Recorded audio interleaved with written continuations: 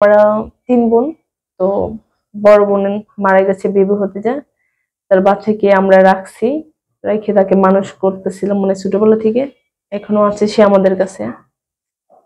এই নিয়ে আর কি এখন 4 জন মিলে আর কি পরিবারটা। 4 জন নিয়ে। আচ্ছা, সংসার কিভাবে চলে বলুন?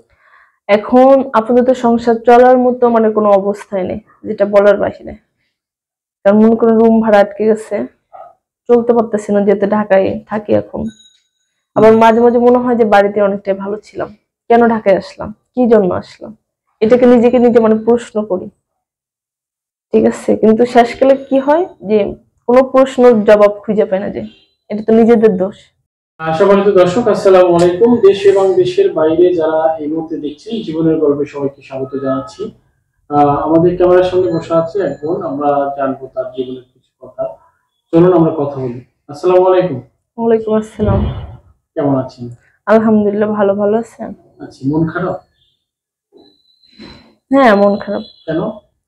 এমনি সংসারে অনেক টেনশন আছে, তাই কিভাবে বাঁচবো, মরবো না বাঁচবো সে চিন্তা করতেছি। অনেক টেনশন বলতে কি টেনশন, একটু যদি বলেন। কি টেনশন, আমি তো অনেকগুলো ভিডিওতে বলছি, তাই না? আমার সংসারের টেনশন। সংসারে আপনার এই বয়সে টেনশন করলে তো খুব দ্রুত হয়ে যাবে। আসলে সবচেয়ে মনে করি যে মরে গেলে সবচেয়ে বেশি বেটার হয়, ভালো হয় আমার জন্য। আচ্ছা, আমরা চাই আপনি বেঁচে থাকেন এবং ভালোভাবে বেঁচে থাকেন। আর একটু শুরুতে জানতে চাই আপনি দেশের বাড়ি কোথায় এবং পরিবারে কে কে আছে? দেশের বাড়ি বগুড়া। পরিবারে একটা ছোট ভাগ্নে আছে, মা আছে। ভাগ্না? ভাগ্নে আবার কি, বোনের? মানে ভাগ্না বলতে কি মানুষের না। আচ্ছা, আমি জানি আপনি পড়ালেখা করেছেন এবং ভালোই মোটামুটি, কিন্তু এত সুন্দর এত ভাবে আপনি পড়ালেখা করেছেন কষ্ট করে হলেও, কিন্তু শেষ পর্যন্ত যেতে পারেননি, এটার কারণটা ছিল কি মূলত? যেতে পারিনি, যেখানে বাবা নেই সেখানে কিভাবে কোথায় যাব, সংসারের হালটা তো আমাকে ধরতে হয়েছে।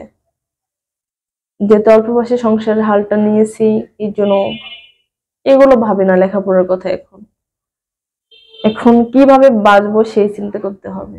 লেখাপড়া শুধু করলেই তো হবে না, পেটে ভাত যাবে কিনা সেই চিন্তা তো করতে হবে, যে কিভাবে বাঁচবো। আচ্ছা, বাঁচবেন, এতদিন তো বেঁচে আছেন, তাই না? তো আসলে ভবিষ্যৎ পরিকল্পনা কি আপনার? ভবিষ্যৎ কল্পনা কি, এটা আপাতত বলতে পারতেছি না। আচ্ছা, এখন নিজের কোনো ইচ্ছা নাই যে আমি এই কাজটা করতে চাই? এখন ভাই কোনো ইচ্ছা নাই, কি ইচ্ছা থাকবে? মানে চাকরি করতে চান না? এখন চাকরি বলতে কি, যদি ভালো ছেলে পাই সে তো অবশ্যই আমার দায়িত্ব নেবে, ঠিক আছে, এটাই। এছাড়া আর কোনো চিন্তা ভাবনা করতেছি না। আচ্ছা, প্রেম করেছেন কিনা একটু জানতে চাই। প্রেম? না, প্রেম করি না। যাকে বিয়ে করবো তার সাথে প্রেম করবো।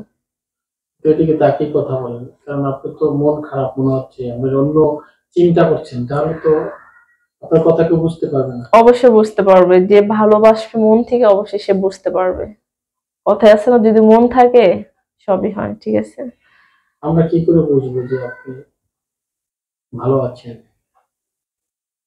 আসলে যখন আমার সাথে কেউ কথা বলবে ফোনে, তখন সে বুঝে নেবে যে আমি কি অবস্থায় আছি, ভালো আছি না খারাপ আছি, এটা সে বুঝে নেবে। এখন কেমন আছে? এখন ভালো নেই, এটা তো বললাম। আচ্ছা, আপনার বর্তমান অবস্থার কথা বলছেন, আসলে আপনার আম্মা কি আপনাকে বিয়ে দিতে চায় না? আম্মা বিয়ে দিবে, এখন এসব চিন্তা ভাবনা করে না। এখন সে অসুস্থ, তাকে নিয়ে চিন্তায় আছি। কারণ ভাই এসব বিয়েটা এখন করবো, দেরি আছে, এখন এসব ভাবতেছে না সেরকম। কারণ আগে মানুষের জীবনটা হইতেছে দরকার, তারপরে বিয়ের চিন্তা। বেঁচে থাকলে বিয়ে হবে, এটা চিন্তা করি। মানে বেঁচে থাকলে তারপরে চিন্তা ভাবনা, তার আগে না? না।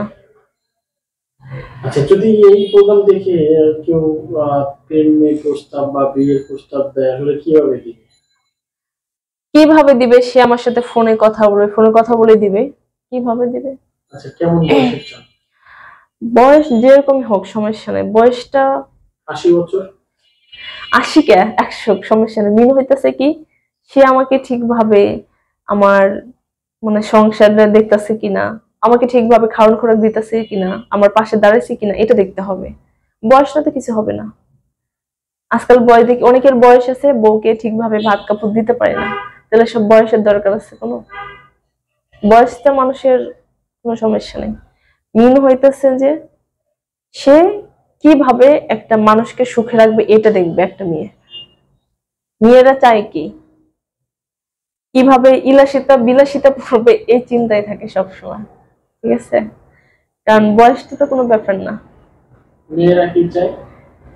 মানে ইলাসিতা বলে, ওই যে যেটা গ্রামের মানুষ বলে আর কি, ইলাসিতা বিলাসিতা এগুলোই তো বলে। মানে ভরণ পোশাক যাকে বলে, খাবার ভালো খাইতে বলেই হয়েছে, ভালো মোটা কাপড় মোটা চাল পাইলে হয়েছে, যে বলে না কথায়।